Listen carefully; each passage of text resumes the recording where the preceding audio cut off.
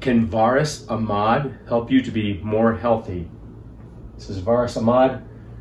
And the reason I wanted to make this video is because I've been watching this guy a little bit, Joey Schwartz, who was kind of like the up and coming carnivore and decided that maybe that wasn't for him and kind of went the raw food carnivore way and started doing some other things as far as what his eating involves too. And he had this interview with this guy, Varis Ahmad, and I heard some things that he said, and I feel like based upon what I've heard, he's an up and coming person who's going to be heard by a lot of people. And I thought it would be important to point out whether or not he might be able to help you with your health. So that's what we're going to do in this video. We're going to kind of break down a few things about him to kind of see where he's at and if he's credible and somebody that you can trust.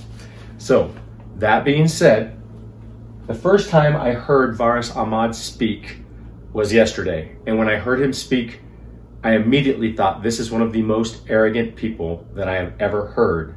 And I'm going to show you the phrase or the little clip that made me feel this way. So let's go ahead and play that now.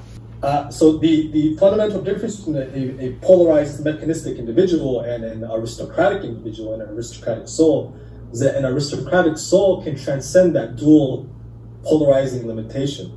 It's able to take a step back and go, whoa, okay, hold on. And just look at nature objectively. Everything just is. You know what I'm saying? And then wisely choose and take what you want from reality and don't identify with anything. But to do that requires transcendental consciousness, and this is a training. You develop this type of faculty over time. There are certain people who can never develop it. God didn't give them that quality. Nature didn't give them that quality. And then there are individuals who are meant to develop and unfold that ability. But basically what it is, again, it's objective consciousness. Okay, so the faculty that he's talking about developing is objective consciousness. But many people do not have the ability to develop objective consciousness. Apparently, Varis Ahmad was one of the enlightened ones who was gifted with this ability to know how to view the world in an objective sort of way. And so my first thought was, oh my gosh, this is total pseudo spirituality.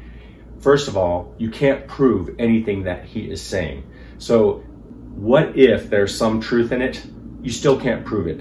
And in addition to that, he's the leader, right? Because he's the one that has the objective consciousness, and he's the one that's transcendental. And maybe you could never be that way. Maybe you're, as he calls people that can't become that way, automatons. So that's the first red flag. But I did listen to him about some other things, and I found that he was very interesting and even fascinating, and that he had an in-depth knowledge of some things, even though those things might not be provable. A lot of theory-based ideas, maybe. And he was referencing some papers, some scientific papers. So I started to listen to many of his videos, and I discovered that, yes, he has a very compelling argument for some things. And I will give him credit for a couple things in a minute here.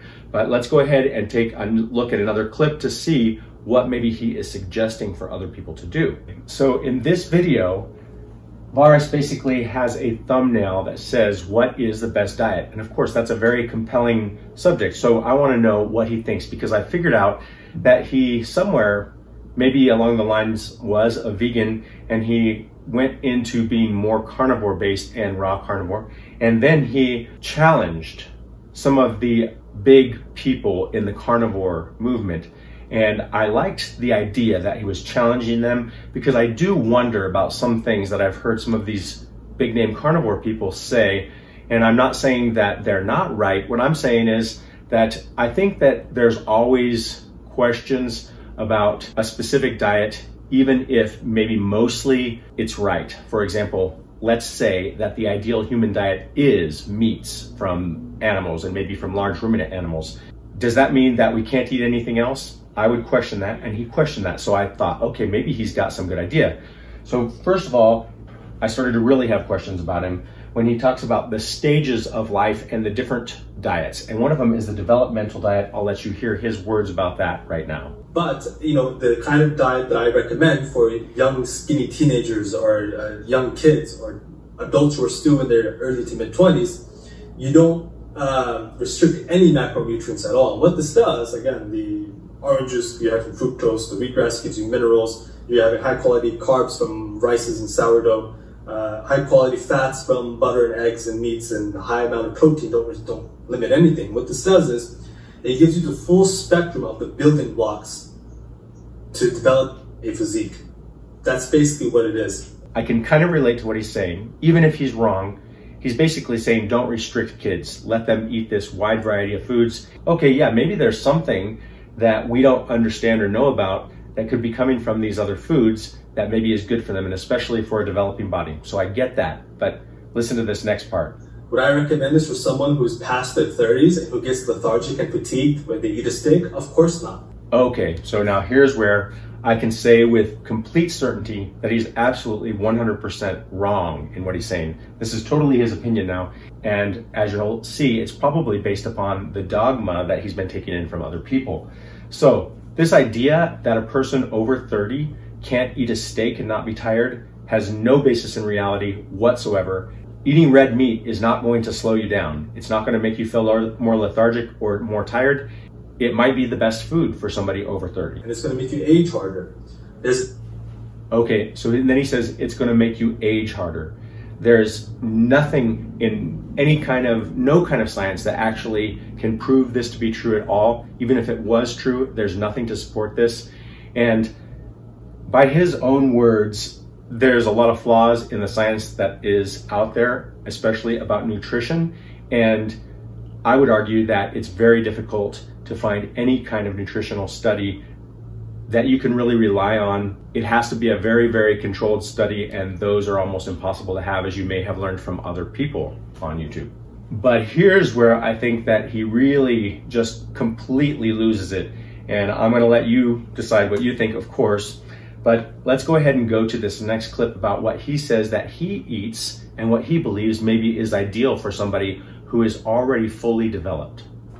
And this is something which I myself have personal experience with, and it's something I learned from various masters of longevity. But what you would want to do is consume the most raw.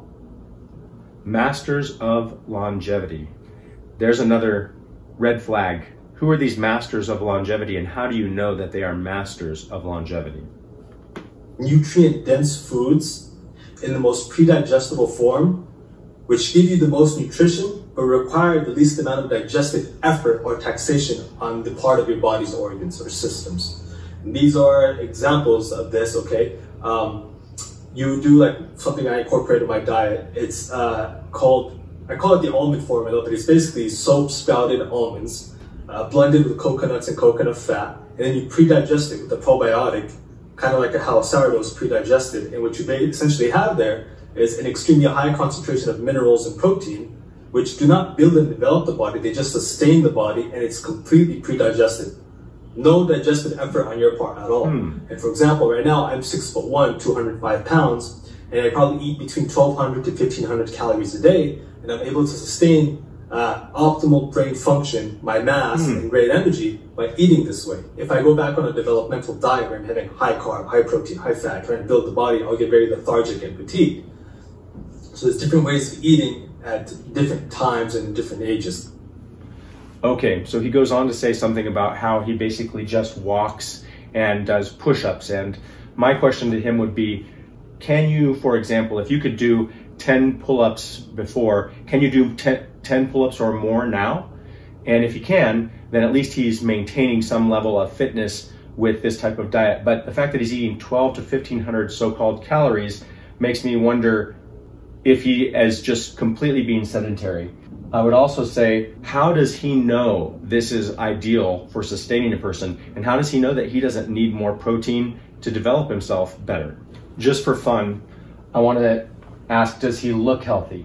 And I'm gonna give you my opinion here, but I can see that he doesn't seem to have any dark circles around his eyes.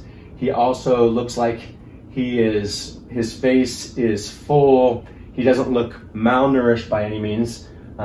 His teeth, from what I can see, look pretty good, better than what most vegan people's teeth look like. So on an overall level, he looks like he's doing pretty good. He probably has some muscle. It's hard to tell. He looks like he might have a little extra fluff on him too, meaning that he probably has a little extra fat.